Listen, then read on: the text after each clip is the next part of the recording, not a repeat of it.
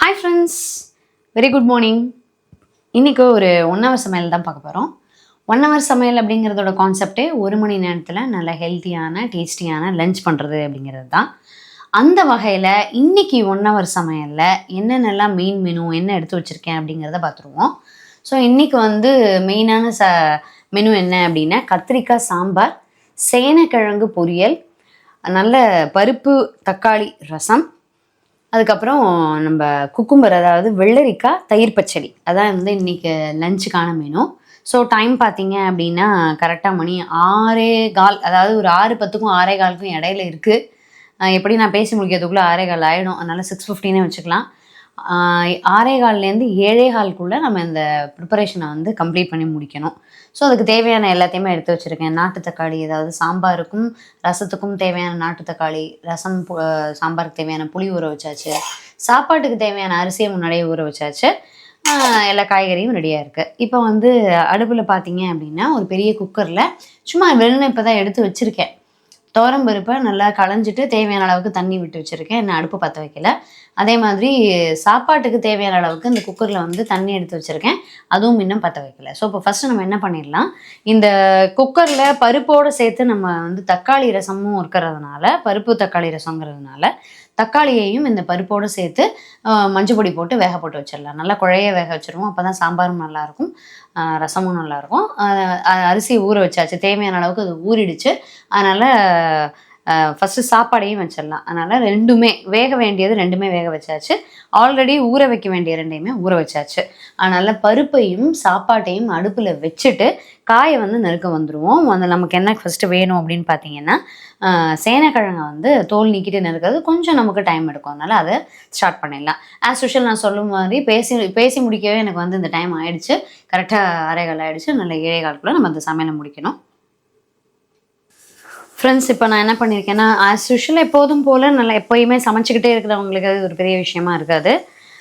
நான் திருப்பி நீங்கள் கேட்பீங்க, இதெல்லாம் நீங்கள் பண்ணியிருக்க மாட்டீங்க, உங்களுக்கு யாரோ ஹெல்ப் பண்ணியிருக்காங்க, இதெல்லாம் நறுக்கிறது அவ்வளோ ஈஸி இல்லை அப்படின்னு சொல்ல தான் செய்கிறாங்க கமெண்ட்டில். இப்போ அவங்களுக்கும் சேர்த்து தான் நான் சொல்கிறேன். ஆக்சுவலி இது முதல்ல நம்ம பக்கத்தில் இங்கே எப்போதுமே காய்கறி நறுக்கிற இடத்துல வச்சு இந்த மண் இருக்கக்கூடிய அந்த சேனைக்கிழங்கெல்லாம் க்ளீன் பண்ணுறது நான் பண்ண மாட்டேன். அந்த மேலே இருக்கக்கூடிய கவரை உரிச்சிட்டு பண்ணுறதே சிங்கில் தான். சிங்கில் பாத்திரங்கள் எல்லாம் இல்லாமல் இருக்கும்போது அதை என்ன செய்கிறது, இந்த சேனைக்கிழங்கை வச்சு அப்படியே தண்ணியை திறந்து விட்டுருவேன். இவ்வளோ மண், ஆக்சுவலி இந்த மண்ணோட சேர்த்து தான் நமக்கு வெயிட் போடுவாங்க, ஒன்றும் பண்ண முடியாது. அப்போ இது அத்தனையும் போயிடும், மண் அத்தனையும். அதுக்கப்புறம் சிங்கிலேயே வச்சு நம்ம என்ன பண்ணிக்கலாம் அப்படின்னு பார்த்தீங்கன்னா, தோலை பீல் பண்ணிக்கலாம். டோட்டலாக தோலை பீல் பண்ணிவிட்டு இந்த மாதிரி அந்த சில இடங்களில் பள்ளம் அதெல்லாம் வரும், அந்த இடத்துல பீல் பண்ண முடியாது. அதனால கத்தியை வச்சு நம்ம நீட்டாக இந்த மாதிரி சுரண்டிக்கலாம்.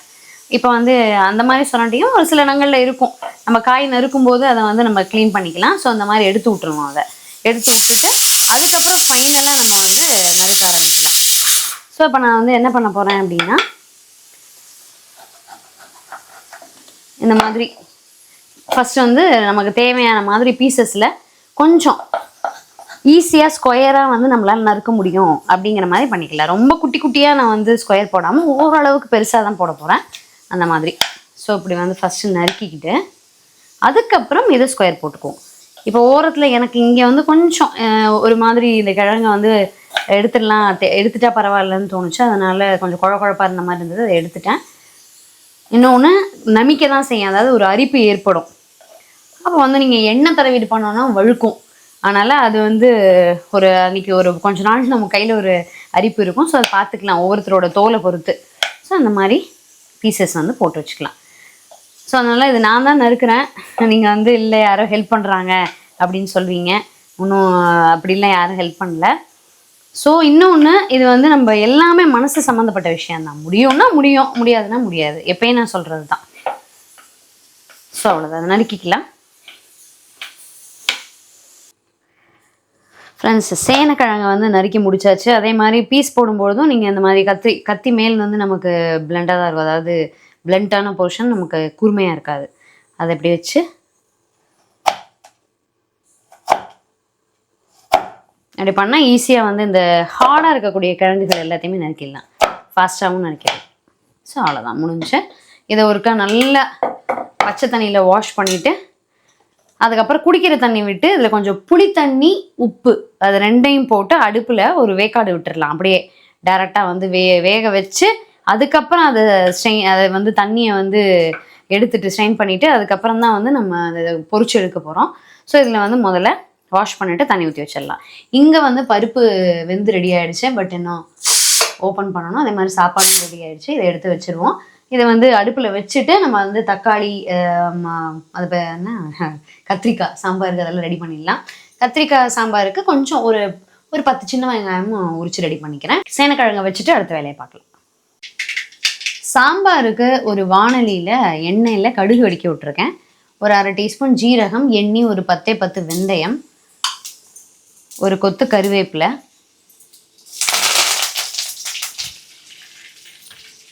பெருங்காயம்,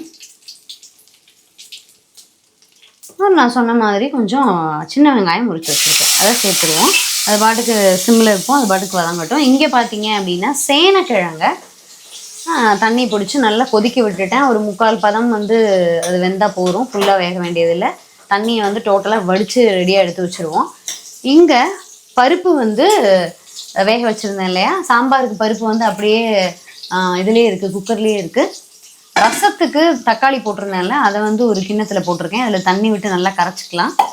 ரசத்துக்கு தேவையான அளவுக்கு பருப்பு ரெடியாக எடுத்து வச்சுருக்கேன். இப்போ வந்து நம்ம வெங்காயம் வதங்குறதுக்குள்ளே கத்திரிக்காவை நல்லா நறுக்கி வச்சிடலாம். சேனக்கிழங்கு வேக விட்டுருந்தேன் இல்லையா, அதை வந்து தண்ணி வடிக்க விட்டாச்சு. ஸோ இங்கே வந்து அதை பொரிச்சு எடுக்கிறதுக்கு எண்ணெய் வச்சுருக்கேன்.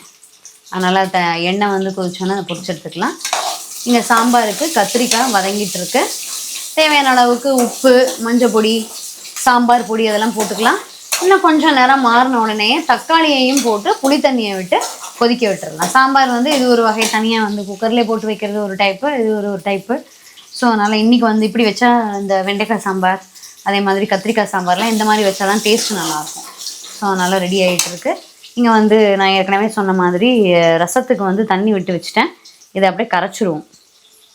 கரைச்சிட்டு அந்த தோலை மட்டும் எடுத்துடலாம். இந்த மாதிரி நல்லா கரைச்சிட்டு இதுலேயே வந்து புளி தண்ணியையும் விட்டு இந்த பாத்திரத்தில் தான் ரசம் வைக்க போகிறேன். அதனால் இதில் வந்து நம்ம இந்த புளி தண்ணி, தக்காளி கரைச்ச தண்ணி ரெண்டையுமே விட்டுருவோம்.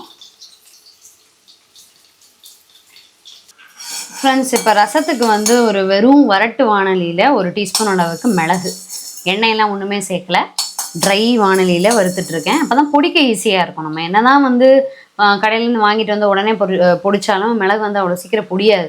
கொஞ்சம் வறுத்துட்டு பொடிச்சா தான் நல்லா பொரியும். அதனால் பொடியும். ஸோ அதனால் வந்து லைட்டாக அப்படியே ரோஸ்ட் பண்ணிக்கலாம். இது வந்து ஒரு செட்டு பொரிக்கிறதுக்கு எண்ணெயில் போட்டாச்சு. ஸோ இது கொஞ்சம் கோல்டன் ஆனதுக்கப்புறமா நம்ம வந்து எடுத்து வடிய விட்டுறலாம். அடுத்த செட்டை வந்து இதை பொரிச்சு எடுத்ததுக்கப்புறமா போட்டுக்கலாம். இங்கே சாம்பாருக்கு எல்லாமே வந்து அப்படியே கொதிச்சிட்ருக்கு. இதில் என்னென்ன உப்பு, புளித்தண்ணி, சாம்பார் பொடி, தக்காளி எல்லாமே போட்டாச்சு. இது நல்லா பச்சை வாசனை போக கொதிச்ச உடனேயே இதில் வந்து நம்ம பருப்பை போட்டு ஒரு கொதி விட்டு இறக்கிடலாம். சாம்பார் சூப்பராக கமகமகமன்னு ரெடி ஆகிடும். ஏன் ரசத்துக்கு கூட்டி எடுத்து வச்சுட்டேன், அதாவது எல்லாத்தையும் சேர்த்து எடுத்து வச்சாச்சு. இதில் வந்து நம்ம ஃபைனலாக அந்த பொடியெல்லாம் சேர்த்து அடுப்பில் வச்சு நல்லா அப்படியே வந்து நுரைச்சி வரும்போது இறக்கிட வேண்டியதுதான். இது கூட வந்து ஒரு 3/4 டீஸ்பூன் ஜீரகத்தையும் வறுத்து பொடி பண்ணி ரெடியாக எடுத்து வச்சுக்கலாம். சேனக்கிழங்கு 2 ஈடை போட்டு பொரிச்சு எடுத்தாச்சு. இந்த பொரியல் செய்யும்போது கொஞ்சம் நமக்கு டைம் எடுக்க தான் செய்யும், ஆனால் பயங்கர டேஸ்ட்டாக இருக்கும் சாப்பிடும்போது. ரொம்ப அப்படியே வந்து நீங்கள் பொரிச்சு எடுத்துட்டோம் சிப்ஸ் மாதிரி இல்லை, முதல்ல ஆக்சுவலி வெந்ததுனால அவ்வளோ அப்படி பொரிக்க வராது. அந்த மாதிரி பொரிச்சிங்கன்னா நல்லா இருக்காது. ஸோ இந்த அளவுக்கு நீங்கள் வெளியில் வந்து உங்களுக்கு கிறிஸ்பியாகவும் உள்ளே வந்து சாஃப்டாகவும் இருக்கும். அந்த மாதிரி இருந்தால் தான் நமக்கு வந்து டேஸ்ட்டு நல்லாயிருக்கும் பொரியலுக்கு. ஸோ இதை ஆஃப் பண்ணிடலாம், நம்மளுடைய எண்ணெயை ஆஃப் பண்ணிடலாம். அதே மாதிரி இங்கே குழம்பு பார்த்தீங்க அப்படின்னா நல்லா கொதிக்க ஆரம்பிச்சிருச்சு, அதையும் நிறுத்திடலாம். இப்போ இதை வந்து நம்ம எப்பயுமே சாம்பார் வைக்கக்கூடிய பாத்திரத்தில் வந்து மாற்றிட்டு அடுப்பை வந்து நம்ம ஃப்ரீ பண்ணிக்குவோம். இங்கே வந்து என்ன பண்ணியிருக்கேன் அப்படின்னு பார்த்தீங்கன்னா, அந்த சேனக்கிழங்கு பொரியலுக்கு தேவையான ஒரு வெங்காயத்தை நல்லா பொடியாக நறுக்கியிருக்கேன். ஒரு 1/2 தக்காளியும் நம்ம அதுக்கு யூஸ் பண்ண போகிறோம். இப்போ வந்து நம்ம ரசத்துக்கு தேவையான அந்த வறுத்து வச்சுருந்த மிளகு ஜீரகத்தை பொடி பண்ணிக்கிட்டேன். இதை வந்து நம்ம என்ன செஞ்சிடலாம் அப்படின்னா, அந்த ரசத்துக்கு கரைச்சி வச்சுருக்கோம் இல்லையா, அதில் வந்து போட்டுருவோம். இதுலேயே வந்து இன்றைக்கி வெங்காயம்லாம் நான் சேர்க்க போகிறதில்ல, வெறும் பூண்டு மட்டும்தான் சேர்க்க போகிறேன். ஸோ பூண்டு ஒரு 3 பல்ல வந்து குட்டி குட்டியாக நறுக்கி வச்சுருக்கேன். அதை இதில் போட்டு அப்படியே லைட்டாக தட்டி அந்த நம்ம தாளிப்போம் இல்லையா, நெய்யில் தான் தாளிப்போம் பருப்பு ரசத்துக்கு. அதில் வந்து இந்த பூண்டையும் போட்டு நம்ம என்ன பண்ணிடலாம் அப்படின்னா வறுத்து அதில் கொட்டிடலாம். பொரியலுக்கு ஒரு வாணலியில் கொஞ்சம் எண்ணெய் விட்டு ஒரு டீஸ்பூன் அளவுக்கு சோம்பு, ஒரு அரை டீஸ்பூன் கசூரி மேத்தி, அதாவது காஞ்ச வெந்தய இலை, பெருங்காயம், கருவேப்பிலை போட்டு இப்போ நறுக்கி வச்சுருந்த அந்த பெரிய வெங்காயத்தையும் வதக்கிட்டேன். இப்போ இது கூட வந்து நல்ல பழுத்த குட்டி நாட்டு தக்காளி ஒன்றே ஒன்று, அதையும் வந்து போட்டுடலாம்.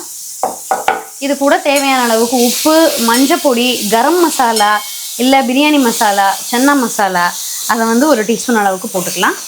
காரத்துக்கு வந்து வர மிளகாய் பொடி போட்டுக்கலாம். ஸோ இது நல்லா வதங்கட்டும். வதங்கின உடனே இந்த மசால் பொடி எல்லாத்தையும் போட்டு நல்லா பச்சை வாசனை போக வதங்கினதுக்கப்புறமா பொரிச்சு வச்சுருக்கக்கூடிய சேனக்கிழங்கு அதில் சேர்த்துடலாம். ஸோ இங்கே வந்து நம்ம வச்சுருந்தோம் இல்லையா தக்காளி தண்ணி, அதே மாதிரி புளி தண்ணி. ஸோ அது வந்து கொஞ்சம் லைட்டாக நுரக்கட்டி ஒரு கொதி வர ஆரம்பிச்சிருச்சு. இந்த ஸ்டேஜில் நம்ம வச்சுருக்கக்கூடிய இந்த பருப்பு தண்ணியில் பருப்பாகவே வச்சுருக்கேன், சேர்த்துடலாம். இன்னும் ஒரு அரை டம்ளர் தண்ணி சேர்த்து நுரக்கட்டை விடுவோம். இதில் வந்து உப்பு, மஞ்சள் பொடி எல்லாமே போட்டாச்சு. தாளித்து கொட்டினோன்னா ரசம் வந்து நமக்கு கம்ப்ளீட் ஆகிடும். நான் சொன்ன மசாலாலாம் போட்டு சேனக்கிழங்கையும் போட்டு நல்லா ஸ்ப்ரெட் பண்ணி எடுத்தாச்சு. அதில் ஒரு கொஞ்சம் கொத்தமல்லி தழையும் கட் பண்ணி போட்டிருக்கேன். ஸோ இப்போ அதை ஆஃப் பண்ணிடலாம். நம்மளுடைய செம்ம டேஸ்டியான, பார்க்கும்போதே நமக்கு வந்து பயங்கர டெம்டிங்காக இருக்கக்கூடிய அந்த சேனக்கிழங்கு மசாலா பொரியல் ரெடி ஆகிடுச்சு. ஆஃப் பண்ணிடலாம். இங்கே வந்து நம்ம ரசம் வந்து பருப்பு தண்ணி விட்டதுக்கப்புறமா நல்லாவே நுர கட்டிடுச்சு. அதுலேயும் கொஞ்சம் கொத்தமல்லி தழை போட்டாச்சு, தேவையான அளவுக்கு உப்பு போட்டாச்சு. தாளித்து கொட்டிடுவோம். நெய்யில் தான் தாளித்து கொட்டணும். இன்னும் ஒரு 2 மினிட்ஸ் இருக்கலாம். ஸோ இங்கே வந்து என்ன பண்ணியிருக்கேன் அப்படின்னா, தயிர் பச்சடிக்கு சாலட் வெள்ளரிக்கான்னு இருக்கும் இல்லையா, பெரிய சைஸில் இருக்கும் அந்த வெள்ளரிக்காய், அதை வந்து தோல் சீவி எடுத்து வச்சுருக்கேன். நீங்கள் இந்த மாதிரி இதனுடைய சீட்ஸோடையே நம்ம யூஸ் பண்ணிக்கலாம். விதைகளோடையே சாப்பிடும்போது அது ரொம்ப நல்லது தான். அதனால் என்ன பண்ணிடலாம், முதல்ல வந்து இந்த மாதிரி அந்த பெரிய தட்டு வச்சு அதில் இதை கிண்டிடுறேன். இப்போ தயிர் சேர்க்க மாட்டேன். எப்போ சாப்பிட்றோமோ அதுக்கு ஒரு 10 நிமிஷத்துக்கு முன்னாடி வந்து நம்ம தயிர் சேர்த்துக்கலாம். ஃப்ரெண்ட்ஸ், எல்லா சமையலுமே முடிஞ்சது. தாளித்து கொட்ட வேண்டியது எல்லாத்தையும் தாளித்து கொட்டியாச்சு. ரசத்துக்கு நெய்யில் கடுகு, கருவேப்பிலை, பெருங்காயம், வரமிளகாய் தாளிச்சாச்சு. இன்றைக்கி பச்சை மிளகாவே நான் வந்து சேர்க்கலை, எல்லாத்தையுமே அவாய்ட் பண்ணியிருக்கேன். இந்த தயிர் பச்சடிக்கு நான் சொன்ன மாதிரி சாப்பிடும்போது சேர்த்துக்கிட்டா போகிறோம். அதுக்கு வந்து பெருங்காயம், கருவேப்பிலை, கடுகு அது மட்டும் தாளித்து கொட்டியிருக்கேன். பச்சை மிளகா வேணும்னா நீங்கள் சேர்த்துக்கலாம். ஸோ செம்ம டேஸ்டியான சமையல் 1 ஹவரில் ரெடி ஆகிடுச்சு. டைம் பார்த்தீங்க அப்படின்னா 7:20. பேசிக்கிட்டே செய்யும்போது முன்ன பின்ன ஒரு 5 நிமிஷம் ஆக தான் செய்யும். ஸோ செம்ம பார்க்கும்போதே டெம்டிங்காக இருக்கக்கூடிய சேனக்கிழங்கு மசாலா பொரியல், நல்ல கத்திரிக்காய் சாம்பார், நெய்யில் தாளித்து கொட்டின பருப்பு தக்காளி ரசம், தயிர் பச்சடி, வெள்ளரிக்காய் தயிர் பச்சடி. சாப்பாடு இது நம்ம வந்து சேர்க்க வேண்டாம், இருந்தாலும் சொல்லிட்டேன். ஆக்சுவலி இந்த 1 ஹவர் சமையல் பார்த்தீங்க அப்படின்னா 61வது 1 ஹவர் சமையல். ஆல்ரெடி 60 வந்து நம்மளுடைய சேனலில் இருக்குது. உங்களுக்கு இன்ட்ரெஸ்ட் இருந்தது அப்படின்னா அந்த 60 வீடியோஸனுடைய லிங்க்கையும் வந்து டிஸ்கிரிப்ஷன் பாக்ஸில் கொடுத்துருக்கோம். இன்ட்ரெஸ்டடாக இருந்தீங்க அப்படின்னா நீங்கள் வந்து அதை கிளிக் பண்ணி பார்த்துக்கலாம். இதை நீங்கள் ஃபாலோ பண்ணும்பொழுது என்ன சமைக்கலாம், ஏது சமைக்கலாங்கிற கன்ஃபியூஷன் இல்லாமல் ஹெல்த்தியாக சூப்பராக 1 ஹவரில் கிட்டத்தட்ட 2 மாதம் வரைக்குமே நீங்கள் வந்து சமைச்சிக்கலாம் கன்ஃபியூஷன் இல்லாமல். ட்ரை பண்ணி பாருங்கள். இன்னும் ஒரு நல்ல அருமையான வீடியோவில் சந்திக்கலாம். தேங்க்யூ.